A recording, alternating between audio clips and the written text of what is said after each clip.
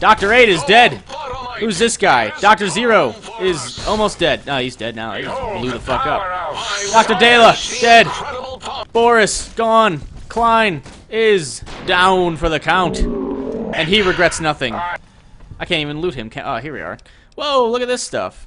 Energy cell, microfusion cells, pretty cool stuff there. I don't feel like looting all these guys, though, because it's probably just all going to be the same shit anyway. Yeah, it's all going to be the same stuff. Well, looks like my job is done here.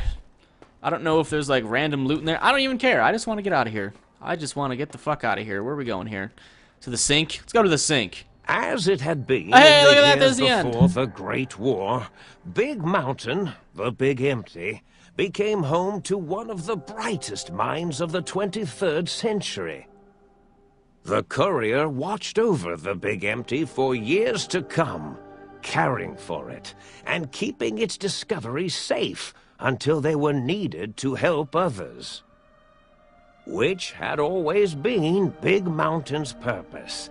Past the laboratories and science, it had always been intended as a place to build the future of all mankind. The Courier had scoured much of the Big Empty, although secrets still remained in the crater's depths. Perhaps that was for the best, however. Curiosity, while sometimes rewarded for its efforts, often proves to be equally dangerous. Dr. Mobius continued his research undisturbed in the Forbidden Zone. As much as he had attempted to create better scorpions, he tried the same with humanity, with considerably less success. That's a shame. These failures didn't bother him overmuch. Once the rush of mentats wore off, he forgot he had failed in any event. After all, the bright young mind who had come to visit him in the Forbidden Zone had already exceeded his expectations.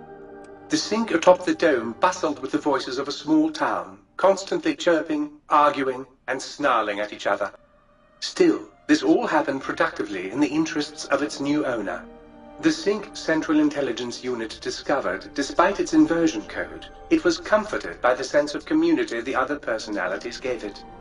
The Biological Research Station, obsessed with seeding everything in sight, requested a transfer to the X-22 Botanical Garden, so that it might, in its own words, sensually fertilize the garden's smooth contours.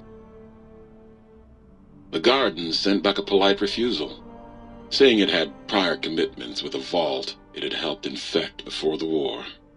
The book chute continued to devour all seditious materials, until it nearly choked on a paperclip.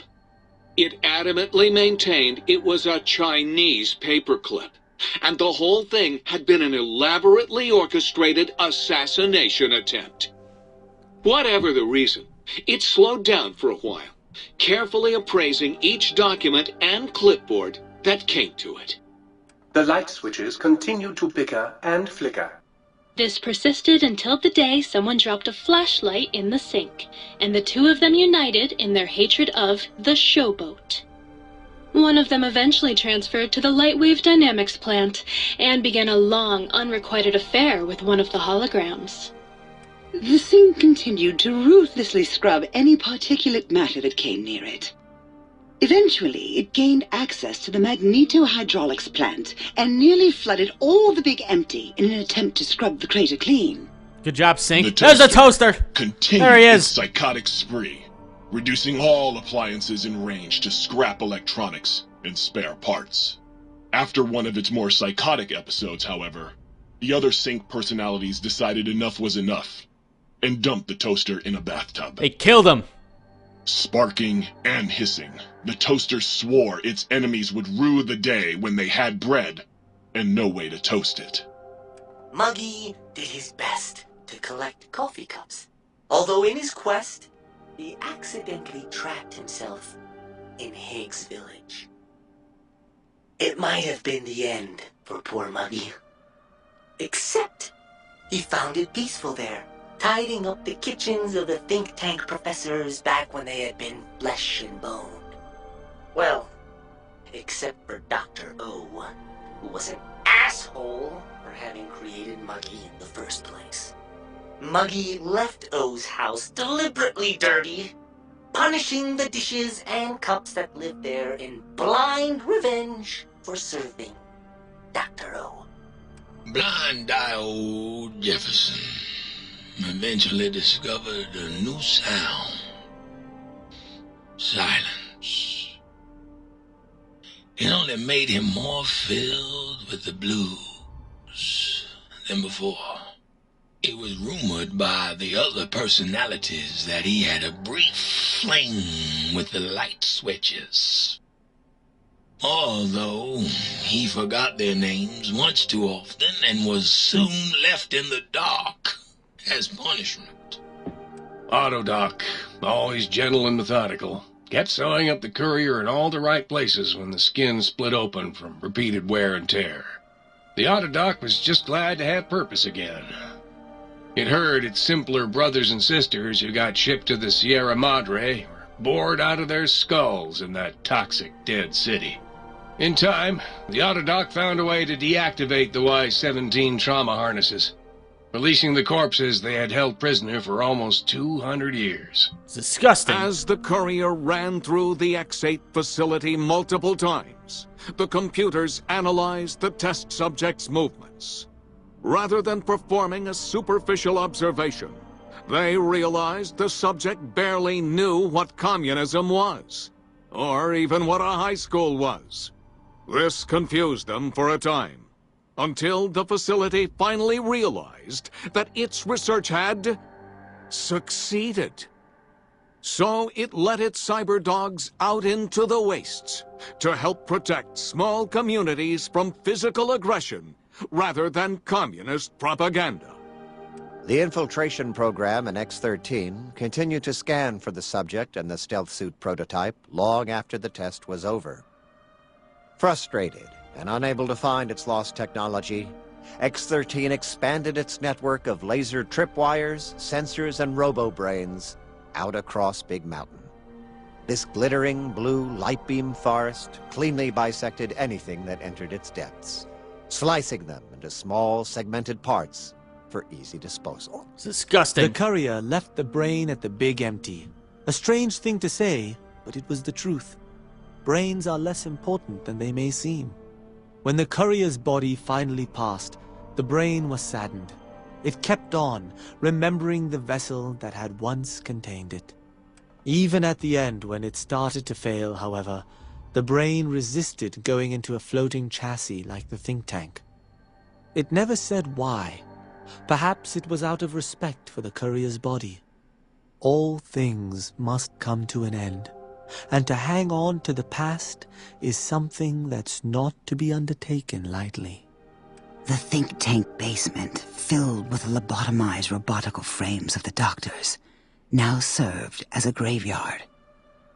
The monitors had recorded the battle in its entirety, including the think tank's final, shrill, terrified screams, whimpers, and pleas for mercy. They broadcast these humiliating last moments as a warning to anyone approaching the perimeter that other smarty pants were not welcome. The courier was the inheritor of the Big Empty, and there was room for only one will in the halls of the think tank dome. There is an expression in the wasteland, old world blues. It refers to those so obsessed with the past they can't see the present, much less the future, for what it is. They stare into the what was, eyes like pilot lights, guttering and spent, as the realities of their world continue on around them. Science is a long, steady progression into the future. What may seem a sudden event often isn't felt for years, even centuries to come. In the times following the Second Battle of Hoover Dam, however, old world blues took on a new meaning. Where once it was viewed as a form of sadness, nostalgia, it became an expression describing the potential for the future. It can be easy to see science as evil, technology unchecked as the source of all ills, all misfortunes. With the courier at the helm, science became a beacon for the future. There was old world blues, and New World hope. And hope ruled the day at Big Mountain.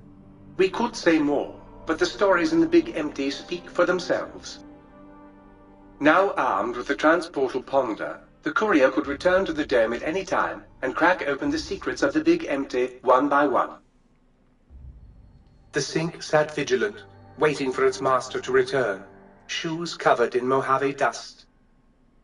Only one road yet remained, and it was one the courier had to walk alone. That was quite a bit of explaining at what happened at the end. Whatever. I've acquired the Big Mountain. Hey, look at that little achievement picture. Outsmarted. The transportal ponder thing. It's capable of transporting you, blah, blah, blah. To return the Mojave, or go back to the Big Mountain from the Mojave. Equip it and pull the trigger. Okay, great. Whoa, shit!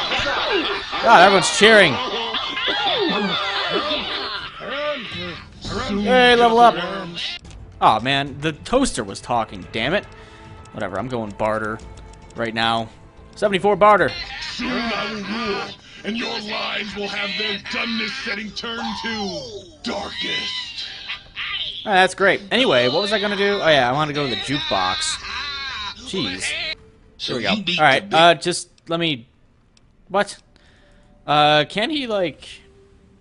Okay, there's that. Found a Soundwave file.